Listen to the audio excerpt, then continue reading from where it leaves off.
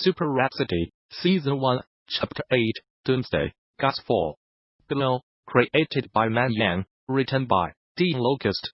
Besides, they didn't want to destroy their world, they just lost the battle. What did you say? The system's pure and cold reply brought Zhou Sheng's entire brain to a standstill. I thought that the previous situations had been shocking and inexplicable, but it turned out that I had underestimated the impact of the truth. Those falling down, really, are they gods?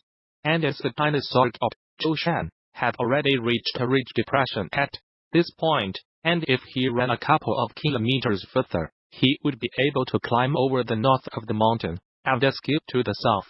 To be exact, those were the corpses of dead gods. The term gods is just a term of respect for the beliefs of the blood relatives of later generation.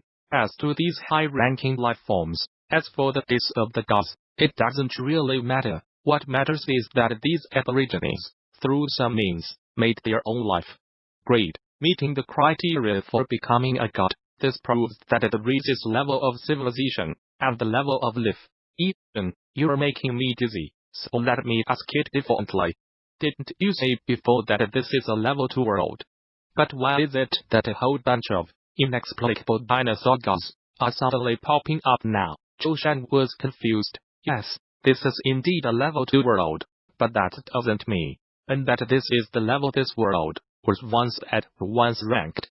What the hell? Yes, host, the fact that you can see the fall of these gods proves that this world was at least once a level 5 civilization world, because only level 7 life forms are eligible to become primary gods, or EU gods, and civilizations that can have gods are at least not below level 5, otherwise, a civilization that is too long can't afford to become at the cost of god or gods. So now that this place is full of gods and buildings, does that mean that the world before was very immaterial? It is not going to work to raise at least that many gods without a level 6 or 7 or something world, right? Zhou Sheng was amazed. Yes, host. According to the standards of a rank 6 civilization, they have colonized at least 10 star systems. But if it was a rank 7 funk, don't be so cocky. Class 6 colonized 10 star systems. I'm in a great global village, and now all are still praising themselves for being able to go to the moon and play in the mud. Sister, it's embarrassing.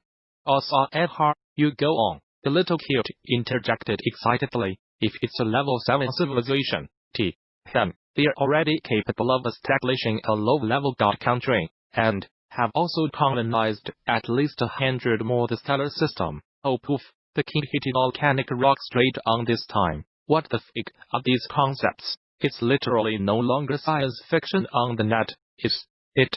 Our common sense is saying that so and so gods, revered in the eastern part of the earth, so and so gods, emperor in the western part of the world, alas, running around, isn't it still hanging out in the global village? Can't hear. The worst thing is to dominate a certain star. Call it away. Call it tie-by. Zhou Sheng is not even bothering to say them. You look at what people system Daxian fiddled with, a class 7 civilization star system, at least 100 or 100. How the fuck do you explain that? Collecting his stocked thoughts, Joe Little Fart, Holden, G. the Little Halberd Dragon, had already crossed several obstacles, finding a section of terrain that was more undulating, and running over. He also did this so that the shockwave that would follow later could be weakened somewhat by this terrain in the back of his mind. He began to chat to the system again. When I say system, you haven't answered my previous question yet. I mean, why is this a level 2 world? Host, the reason for which is already clear. Just like the humans one day all left Earth and migrated to another galaxy, then the species with the highest anti-life level would represent the planet's life level and world level, even if this species did not yet possess the ability to create a civilization. The result of the judgment on its world was inevitable. Thus, this current Cretaceous world is naturally using the representative species of this period to locate its level. Oh, understand?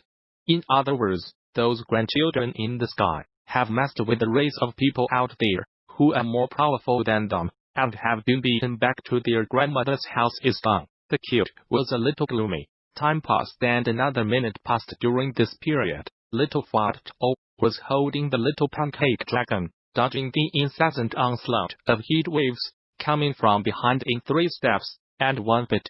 But even so, he himself had lost over 1,000 blood, and even the little pancake dragon, who had come dangerously close several times, was almost burned to death by the incessant incoming heat wave. Groove. We can't go on like this. Gotta do something. Zhou Sheng was not going to look at the biological attribute table, too long-winded.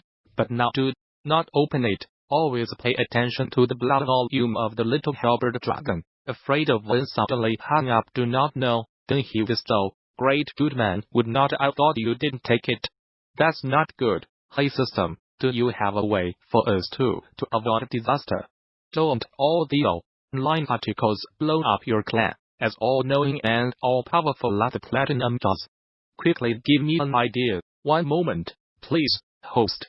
Begin detection of maximum explosive source energy parameters. Detection complete.